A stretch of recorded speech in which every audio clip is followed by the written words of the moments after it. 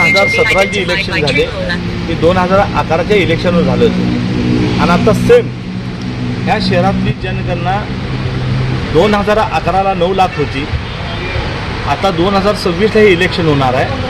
2026ला ह्या शहराची लोकसंख्या जवळपास 13 लाख होणार आहे आणि 13 होत असल्यामुळे ह्या शहरात किमान 15 ते 20 नगरसेवक वाढले असते आणि तुमचे जे प्रभाग आहेत हे छोटे झाले असते.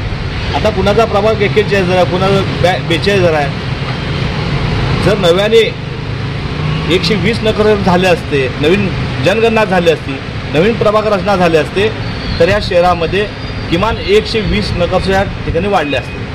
पण 2017चीच ही लोकसंख्या 2017चेच हे प्रभाग ह्या राज्य शासनाने आमच्यावर लादलेले आहेत. 2017चे जे प्रभाग होते सेम तसेच प्रभाग आता 2026ला राहणार आहेत. त्यामुळे हे सोलापूर शहर अन्याय 20 नगरसेवक आणण्यावर शहरातला भौगोलिक विकास बघितला तर हा थांबणार आहे. विकासापासून प्रत्येक प्रभाग वंचित राहणार आहे आणि तुमच्या महानगरपालिकाचा जो आता महानगरपालिका प्रमोशन असेल, महानगरपालिका ड मधनं आपल्या क मध्ये जायचं असेल किंवा क मधनं अ मध्ये असं असेल, तुमचा निधी राज्य शासन असेल, केंद्र शासन हा निधी मिळणार नाही.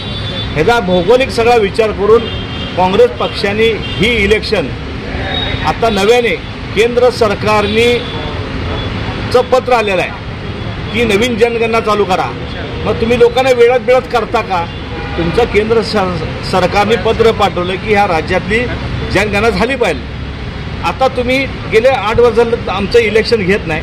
1 वर्षात नवीन जनगणना करा आणि त्यामध्ये 120 नगरसेवक होतील आणि नव्याने तुम्ही इलेक्शन घ्या आणि नव्याने प्रभाग करा, अशी ह्या ठिकाणी आमची मागणी राहिलेली आहे. बेस्ट.